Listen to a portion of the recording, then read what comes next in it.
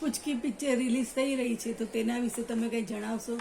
પિક્ચરમાં શું નવીનતા છે?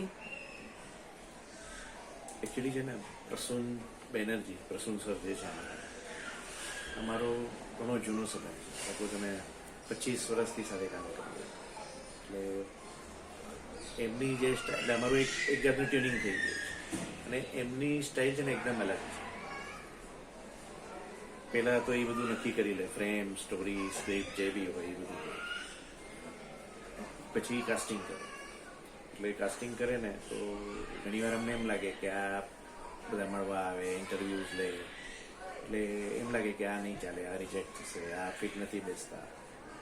પછી એની સાથે વાતચીત કરી અને નક્કી કરી લે કે આ કેરેક્ટર આ કરશે, આ કેરેક્ટર આ કરશે. પછી અમે સેટ પર જઈએ. થોડું વિસ્તારથી અમારા દર્શકોને સમજાવશો?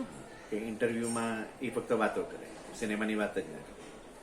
મળવા બોલાવે, ફક્ત અનુકૂળતા પૂછી લે કે આ ડેટ ફાવશે, આપણે આ રીતે કરવાનું છે, તમારું આ કેરેક્ટર છે, કહી દે કે આ તમારે એમાં બાપ હોય, મેઇન કેરેક્ટર હોય, પૂચકી છે, બરાબર, પૂચકીનું ચુલબુલી જેવી કેરેક્ટર છે કહી દે. ને છૂટા પડી જઈએ. પછી બધાને ફોન કરીને નક્કી થાય એટલે એમને બોલાવી લે કે તમે આવજો, આપણે શૂટિંગ કરવું છે. ત્યાં જઈને કોઈને કશું કાંઈ બોલે નહીં. તમારે જવાનું. મારી સાથે ટેકનિકલ ટીમ છે, કેમેરામેન છે. જેમ કે પિકનિક પર ગયા હોય એવું વાતાવરણ સર્જાઈ જાય. ઓફકોર્સ પિકનિક પર બસ ખાઓ પીઓ, જલસા એન્જોય કરો ને એન્જોય કરો. બસ ઈ કે ચલો હવે આપણે શૂટ લઈએ, એટલે ઈ ત્યાં જાય એટલે અમને કે આ ફ્રેમ છે. પેલા બેઝિક ચર્ચા થઈ ગઈ હોય, ત્યાં જઈને નક્કી કરી નાખે કે જો અમે આ જોઈએ છે, હવે તમે નક્કી કરો કઈ ફ્રેમ હશે. એટલે લાઈવ પરફોર્મન્સ કરતા હોય એવું તમને બધાને બસ ઈ ફ્રેમ લગાવી જાય કે બોલા આર્ટિસ્ટને કહેશે કે તારે આ કરવાનું છે, ડાયલોગ બોલવાના છે, તારું આ કેરેક્ટર છે.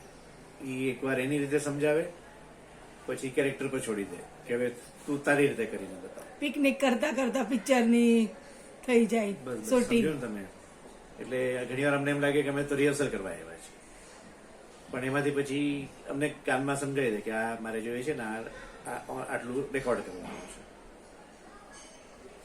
એમ કરતા કરતા ઘણીવાર પછી એડિટિંગ પર અમે બેઠા હોય. ઘણીવાર અમને એમ થાય કે હાલ તમે તો રિહર્સલ કર્યું, પિક્ચરમાં આઈએનજી છે, આઈએનજી છે. જયારે એ એડિટિંગ પર બેસે ને પછી એનું જાદુ દેખાય. પછી જે બન્યું હોય ને એ સિનેમા. એટલે હવે તમે જોજો એ પૂચકી અમને ઘણીવાર એમ લાગે કે આ તો બરાબર નથી, આ બરાબર નથી, એનો અહીંયા મિસ્ટેક છે, પણ એના મગજમાં જે રમતું હોય ને એ તમે પૂચકીમાં જો સીન એના મગજમાં હોય એ પ્રમાણે કરી લે એવી રીતે. એટલે એ શું છે કે એને ખબર હોય કે આ એક્સપ્રેશન બરાબર છે, આર્ટિસ્ટે આ બરાબર કર્યું છે, આ મારે જોતું હતું ને આટલી એની લેન્થ છે. ઇવન એની સિનેમા કેટલું લાંબુ હશે, કેટલી લેન્થ હશે, એનો જે બી હોય એ એના મગજમાં રમતું હોય.